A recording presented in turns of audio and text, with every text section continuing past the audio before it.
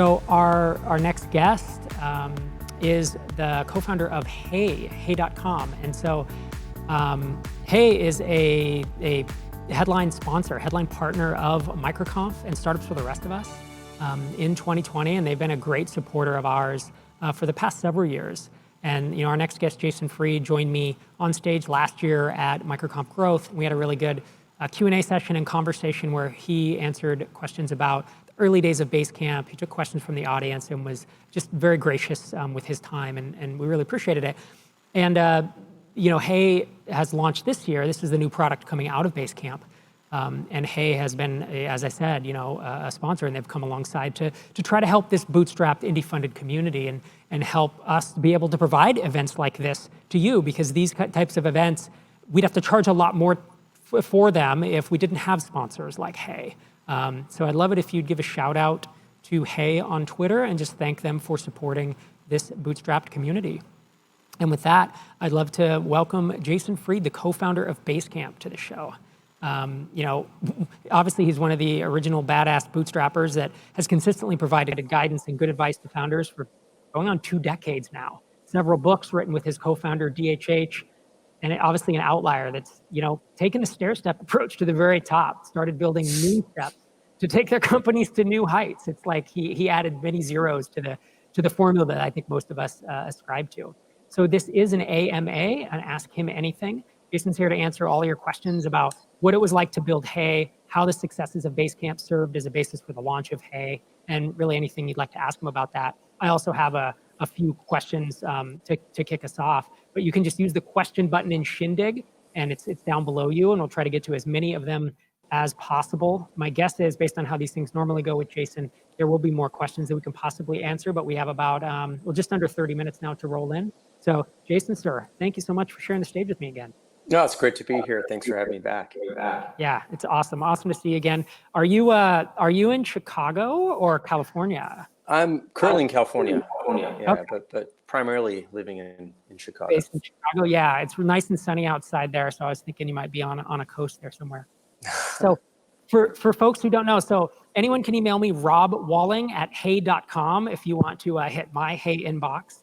But Hey is an email service that doesn't, so I want to set the stage right. There's Gmail, and then Superhuman launched a few years ago, and Superhuman is built on top of Gmail. So you need a Gmail or Google Apps account to use it. Hey is not that. Hey is next to Gmail. Like, you have bare bones servers, SMTP, POP3, all that stuff, right? You have the entire infrastructure in place. Yeah, Hey is an email service. So just like when you sign up for Gmail, you get a gmail.com address. If you sign up for Hey, you get a hey.com, Hey.com. So we are a provider. You don't need to use Google. You don't need to use Outlook. You don't need to use Apple iCloud. You don't need to use any other email provider. And the reason we did that is because we wanted to innovate. We wanted to make something new. And if you're riding on top of someone else's platform, like most email clients sit on top of Gmail or whatever SMTP provider, there's not a lot you can really do because you're beholden to how they do things. So if you want to do something new, you've got to start from the ground up. You've got to be vertically integrated in that way. And that's where you can really make some changes. And, so obviously, Basecamp is an amazing success story, but, let's compare your revenue to Google, Microsoft, Apple, these other companies you're competing with. There's a lot of zeros difference there. So why did you a lot. Yeah. Yeah. What is in your DNA, the DNA of Basecamp that convinced you guys that, hey, we can take on these bigger players? Well, for one, technically we're taking them on because a lot of our customers have switched over from Gmail, primarily from Gmail over to Hey. So technically, yes, we're competing, but not really. And what I mean by that is I think Gmail has 1.5 billion email accounts on Gmail. We're not going to have that. We're not looking for that. We're not even in that realm, and we don't want to be. We're a paid service, so we're not giving email away for free. And just like with Basecamp, if we get 100,000 paid customers, we're in a pretty good position. So that's kind of what we're looking for. We're looking for people who really care about email, who are frustrated to no end with it, looking for something new, looking for something that's private, looking for something that's not going to mine your data, and looking at something that has built-in workflows and not workarounds. And so if we get 100,000, 200,000 of those kinds of people, we're in a good place. So we don't need to match Google or Outlook or Yahoo. Different game, although we're playing the same by some of the same rules, and that we're a service provider like they are, but our approach is very different. So yeah, I mean, it's the stupidest thing we've ever done, and I mean that in the most appealing way. But we're also not really trying to. For us, we're not going to look and go like we didn't get we didn't beat Gmail, so we lost. Like that's just not how we look at things in general. Yeah, that makes a lot of sense. Here's the other thing I want to say about this is that companies have their own economics, and this is something you don't hear enough about, in my opinion, which is that people are like, well, how do you compete with them, and how do you compete with them? And well, one of the first questions I would ask is like, what are your costs? Because if your costs are a lot less than everyone else's costs, then you can afford to compete in a different level. Like if we had to get 1 billion signups to make this thing viable for us, well, then we're probably not going to beat Gmail. But we don't need that. We need tens of thousands or 100,000 or a couple 100,000, like over a number of years, because our cost structure is set up completely differently. We don't need that much to cover our costs compared to what Google does, of course, when they have tens of thousands of employees. So you got to start with that, and then you can sort of figure out what makes sense for you. You don't have to do what someone else does. You got to do what works for you, and that's really an important thing, I think, for entrepreneurs. Yeah, no, I think that's really important. Thanks for calling that out. You mentioned a couple differentiators. You said you're very privacy focused, workflows, not workarounds. Do you want to dive into those two, and maybe if there are any others that are common talking points about how you are different, why you're different than these other providers? Yeah, for sure. Let's start with privacy.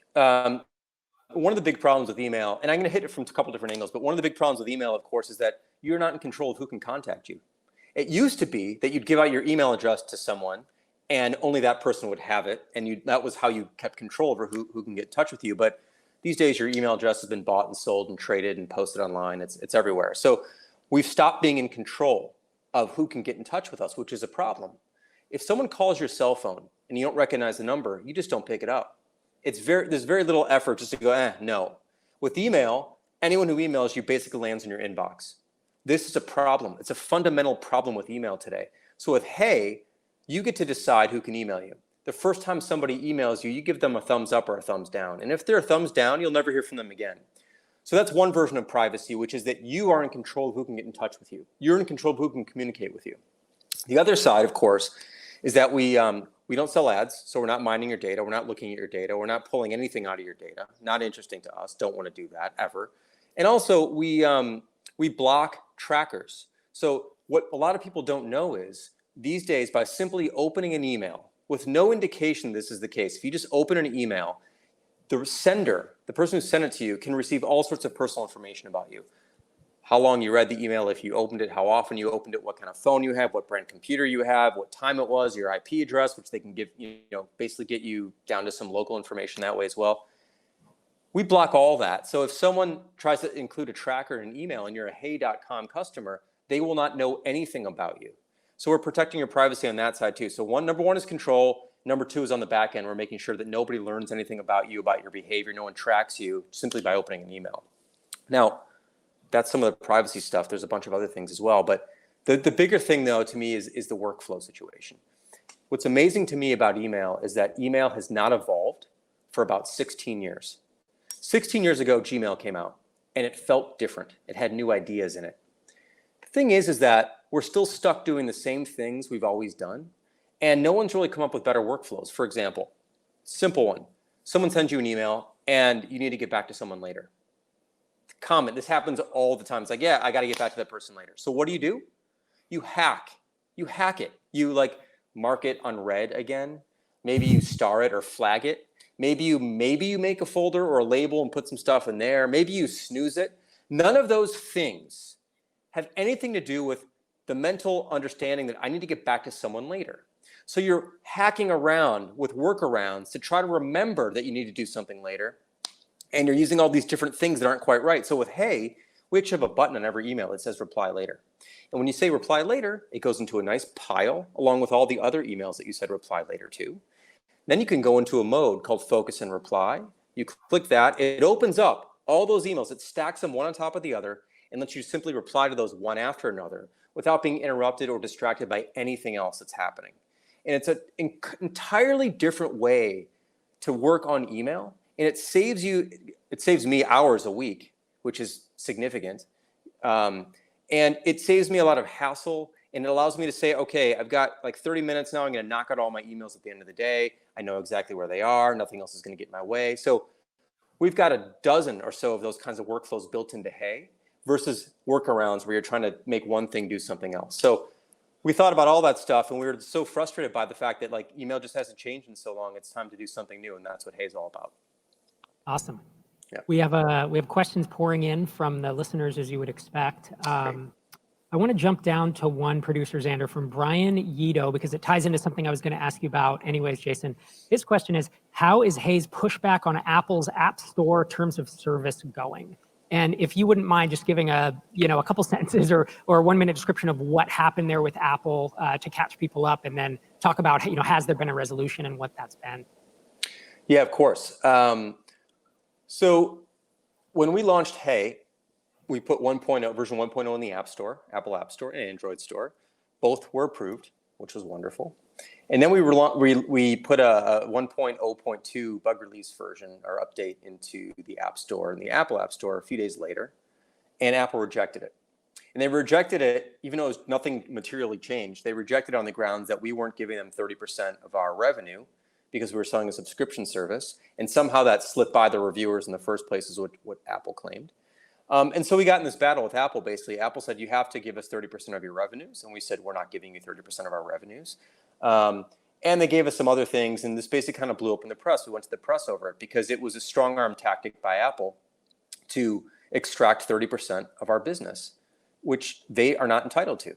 The problem is that on iOS, of course, everybody knows you don't have choice. So we can't even mention that we can sell our product some other way. We can't mention billing. We can't mention credit cards. We can't mention sign up. Can't mention all these things. And we didn't mention any of those things. Long story short is we got into a big public battle with Apple over this. It was all over the press for about a week. And we didn't give in on terms of the 30%. We're not paying them 30%. But what we did eventually come to terms with them over was we introduced a free version of Hey that's available on iOS, which is a slightly different version from our main product. And if you still want to buy Hey, the full version, you still go to hey.com and you buy it there. But at least when you load the app up, there's something that you can sign up for that doesn't require visiting our website. So it turned out that Apple was comfortable with that. We're still not giving them 30% of our revenue, but they were comfortable with at least the app doing something on launch. But the bigger thing here is not, there's a few things going on. So there's the 30%, which of course I think is just, usury. It's unfair. It's too much, first of all. But it's deeper than that. And this is, I think, will resonate with people who are watching this, who are entrepreneurs, which is that I do not believe that any company should be able to tell me how I can service and treat my customers. One of the big unknown things about the App Store is that if you use the in-app payment system that Apple requires you to use if you sell products through Apple, is that you cannot provide your customers a certain level of customer service. If you have a billing issue, you have to defer them to Apple. If you want to give them a discount, you can't. If you want to give them half off, you can't. If you want to give them a hardship discount, you can't. For example, when COVID first hit, a lot of our customers on Basecamp wrote us saying, hey, we're small businesses. This is really going to take a big hit. This is really hard for us. We said, we'll give you a couple months free. Don't worry about it. We'll help you out. We're here to help you. You can't do that once you've given your customer to Apple because you're not in control of the billing system. So now I have two tiers of customers. I have the customers I can really help the way I want to help them. And I have the customers I have to say, well, you got to go talk to Apple. And by the way, Apple's not going to be able to help you because that's not what the business Apple's in. It's not Apple's right to be able to do that to me. They're a $1 trillion company. Why should they tell me how I can provide service to my customers? It's completely abhorrent to me, and I'm not going to give into that. So that was another big angle that we pushed all this forward and out there, and a lot of people started to pay attention, and saw that people came out of the woodwork saying, Apple's been doing this to us for years. Apple's been pushing us and bullying us for years. And I think it created a groundswell of interest and excitement. And then, Apple changed the rules at WWDC the following week, hopefully influenced a little bit by what we did. And hopefully over time, they'll change them more and more and more and give developers choice. I can go into more detail, but I don't want to take over all the time. But that's kind of how that happened. Yeah, bravo. Yeah, thank you, sir. Good explanation. completely another direction. We have a question from Quang Van, and he says, is Hey using Ruby on the back end? Oh, yes. All of our products are built on Rails. So, yep. Hey, Basecamp, High-Rise, Campfire, Backpack, everything from this point back forward or backwards and forwards is built on Rails. There's other technologies we're using as well, but Rails is the predominant language behind everything. Yep. Or framework. Very cool. I'm trying to figure out if I understand this question. It's from Adrian Fletcher, and it says, what features were Basecamp/Hey employees really upset to ignore or miss out on in order to launch the service? So I think what he's asking is, what did you leave out of Hey that maybe team members really wanted to be in there, but you just oh my didn't? God, so many things. Here's the thing about a 1.0, version 1.0 of anything is not all your ideas. It's not the best version. It's not everything you've ever wanted to do. It's simply what made the cut. And there are so many things that didn't make the cut that we'll add in subsequent releases. We've already added some. We'll be adding more and more down the road. We're currently working on Hey for Work, which will allow companies to use Hey and all the employees to use Hey together and host your company's email on that. So we're working on that right now. There were so many things. One of the features that didn't make it that I really liked was simply a feature called waiting on. Sometimes you send an email to somebody and you're waiting on a reply from them. And so we had this feature, we built the feature early on where you'd mark something waiting on and it would put it into a separate pile. So you can keep track of the things that you really know you need to hear back from someone about. So you can go to that list later and go, oh yeah, these are the 6 things that I really need to get answers back from. And then the system could potentially send out a nag or something to the other person saying, hey, Jason really needs to hear about this or whatever. As we started using it, we didn't build the whole feature. We just built basically the way to flag something as waiting on. And it didn't have enough bite. There wasn't enough value in it without kind of completing the whole idea, which is like the additional system going out and helping you out by reminding the other person that you need something by a certain time. So since we didn't build the whole thing, we decided to hold it back. So we didn't build sort of a half-ass piece of software. So we held that back. There's a lot of things like that that we held back that weren't fully formed, but the idea is right and it's there, and we'll get to it later when we can complete the whole thing and put the whole thing out. But there's a number of little things like that. But waiting on is one of those, like the first thing that comes to mind is something I still want today, but we didn't really make it useful enough to put it out there. And I'd rather kind of make a splash with it when it's actually really fully ready. But there's literally hundreds of things we didn't do that we're going to do. And 2021 specifically is going to be pretty exciting for Hey. We've got a lot of things planned. It's going to be pretty fun. Awesome. Did I read somewhere, and correct me if I'm wrong, but I think it was posted in a Tiny Seed Slack by just a founder who's commenting that, did you guys release numbers, either like MRR that you launched to or number of customers or number of users? Was it like 100,000 users a month already or something? Yeah, so when Hey first launched, we signed up about 200,000 people in the first few weeks. Wow. So the interest was off the charts. We knew we had something really good here. Yeah. We didn't know that it was really going to strike a nerve like it did, and how it's continued to strike a nerve. So we're really excited about that. We had about 200,000 the first couple of weeks. A lot of this was driven by the Apple news and the publicity we got there, but a lot of it was driven by pure excitement over the product as well. Like, people were so hungry finally to do something new with email and see email in a new light. And like when they watched my demo, I'd give this 37-minute demo, which you can find on YouTube, or if you Google like Jason Fried Hey demo or Hey walkthrough, you'll find it. When people watched that, I think it got a lot of people really excited about the product, because I shared the philosophy behind the features and then walked people through the features at the same time. And I think a lot of product people really appreciated like that type of walkthrough. And that got people fired up, and people signed up about it and told about it and told everyone. And we had an invite process and the whole thing. So there's a lot of that. It's of course tapered off as you'd expect. I mean, it's like boom, launch, tapered off. But we have tens of thousands of paying customers already. Conversion rate's been pretty wonderful. We're pretty happy with that. It's been higher than Basecamp, which has been great. And there's some things that a lot of people really, really want, like for example, custom domains, which has been was something that a lot of people have been asking for, which we don't offer yet. Everyone gets an @hey.com email address.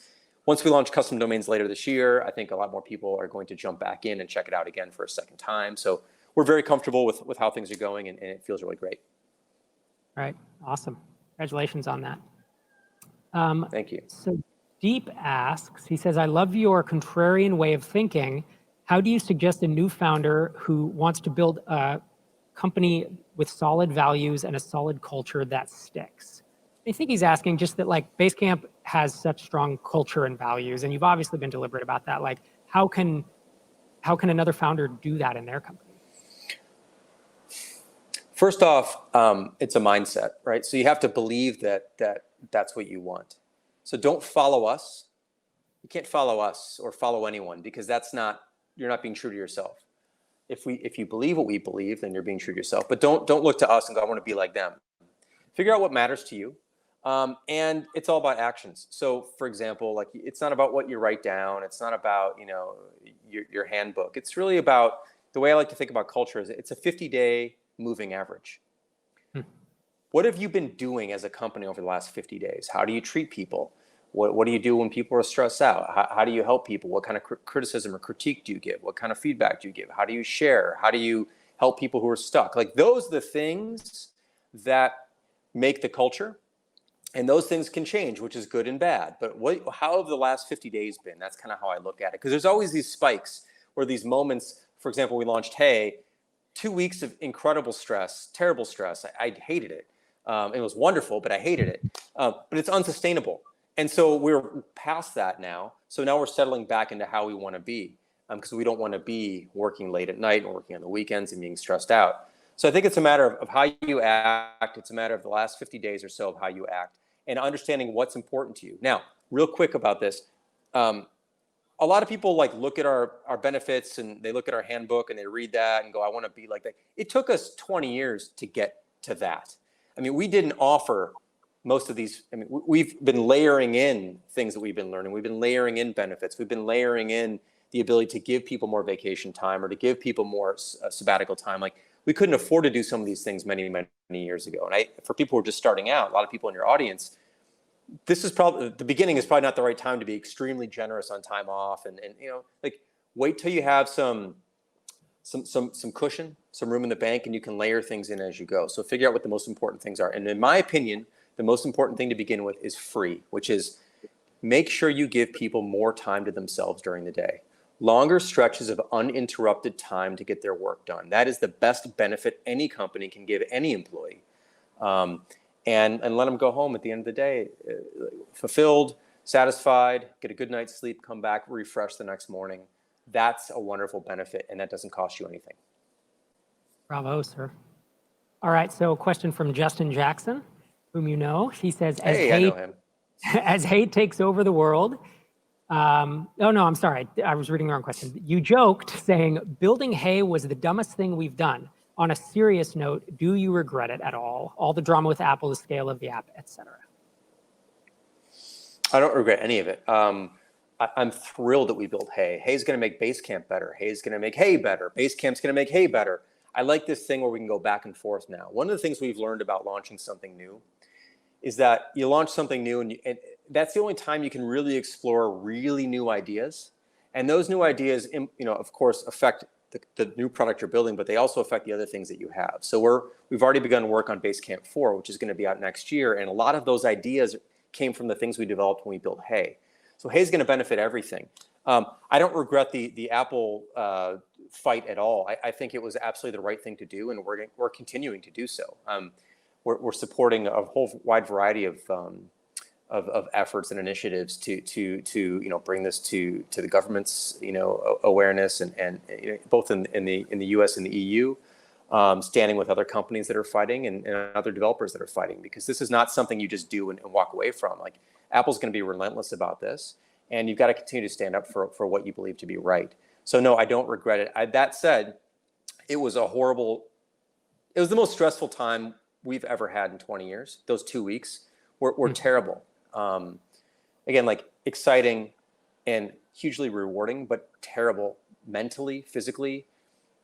We aged, we didn't feel good. People were sick. It wasn't a good time. what I would regret is if we stayed at that pace past the first couple weeks of launch. That would not have been worth it.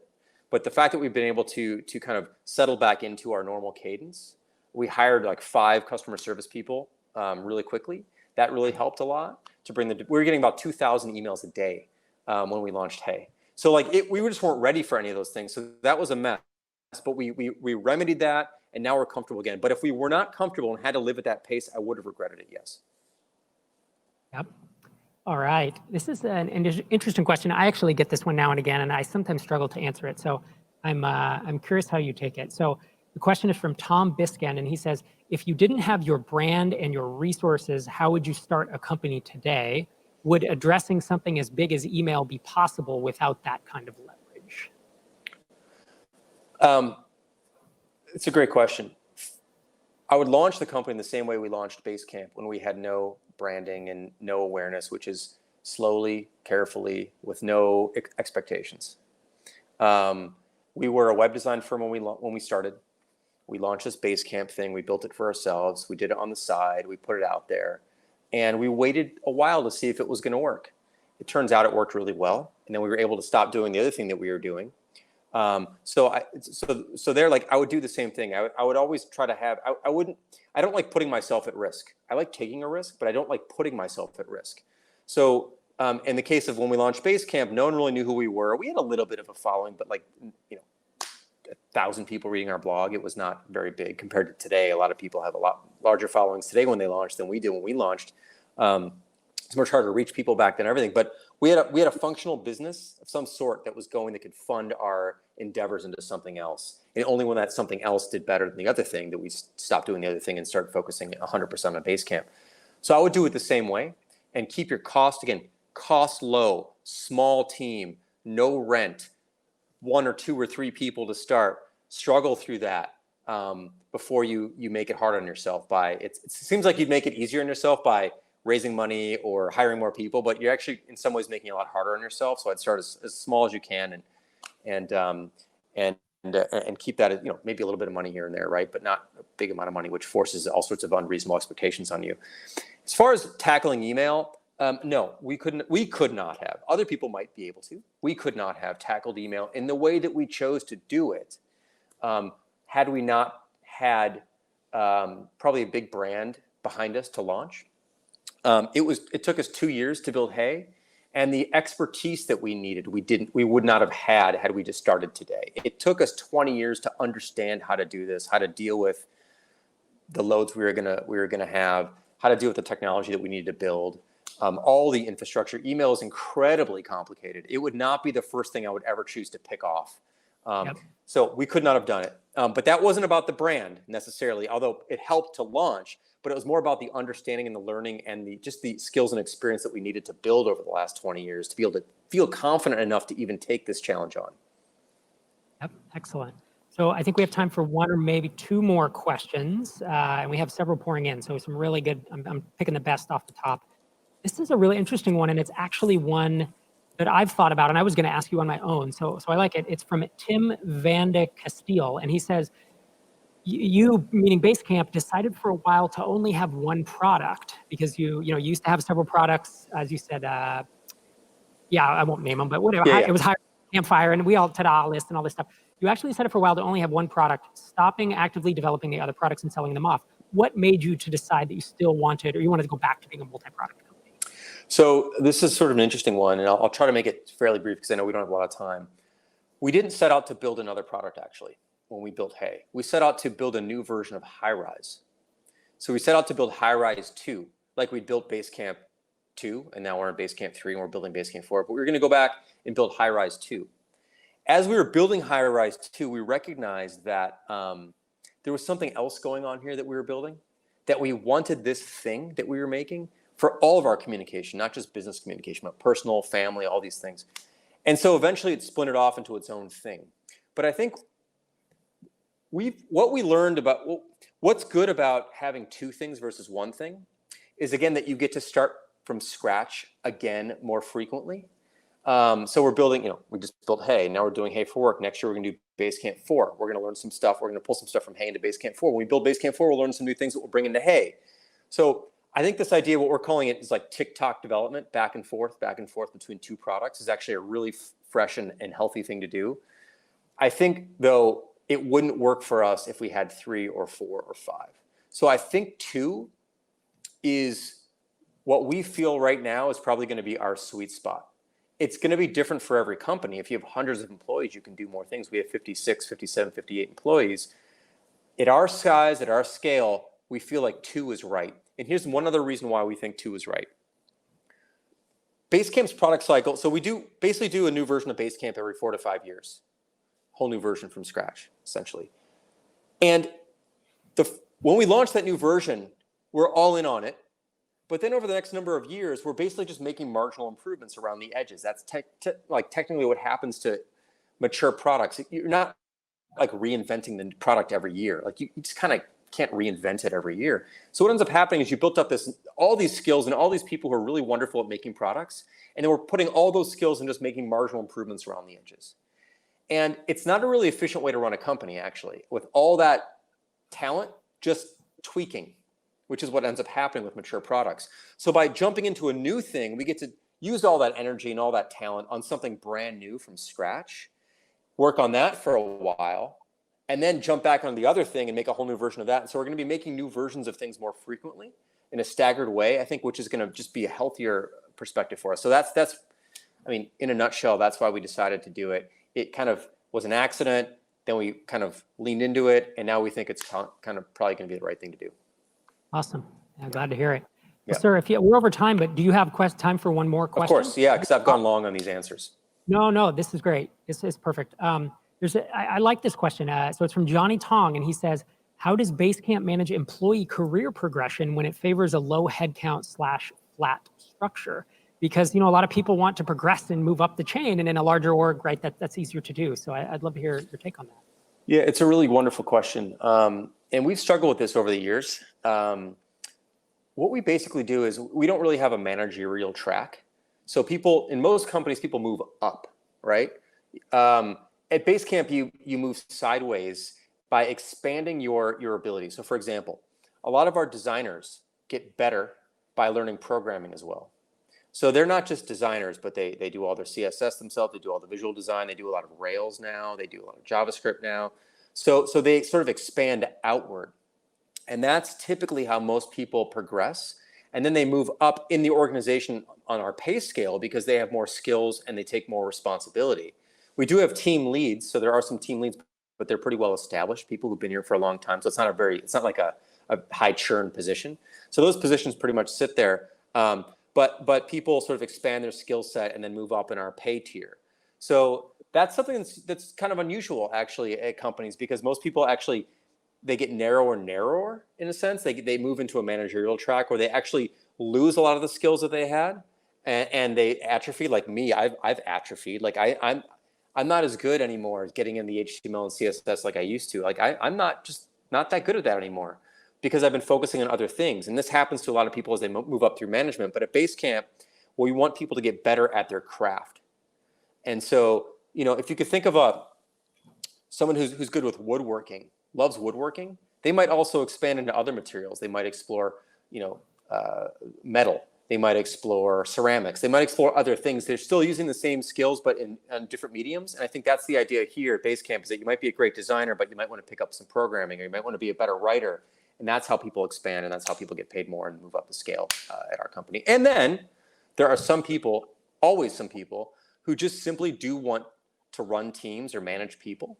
And if there's not a position here, it's totally fair for them to say, Basecamp doesn't have what I want, and I'm going to move on to go find a place that does that. And we would gladly help them. We'd hate to lose them, but we understand that it's not good for us to keep anyone who would want to do something else. So we're gonna help them find something somewhere else that would satisfy that. We've had a number of people who either left to manage bigger teams or left to start their own businesses. And that's great. We're happy for them and want to support them as well. Sure, and I bet they're set up well to do it because with Basecamp on your resume, you can get hired by most of the people that I know. So yeah, Jason Fried. It's helpful. Such a gentleman. Thank you for taking your time to, to give back to founders. I mean, this is the kind of stuff where if I say it one-on-one, it sounds awkward, but like I've been an admirer of yours for at least 14 years. I've read all your books, and I love having conversations with you because you're always just dropping knowledge and giving back to founders. So thanks so much for, sharing the stage with me again. Well, thanks, Rob. This was great. And I'm happy to, by the way, answer additional questions if people have them. You can email me at jason@hey.com, Hey, or on Twitter, Jason Fried, Fried. And I'll try to answer there as well. Awesome. Thanks again, Jason. Catch you next time. Thank you.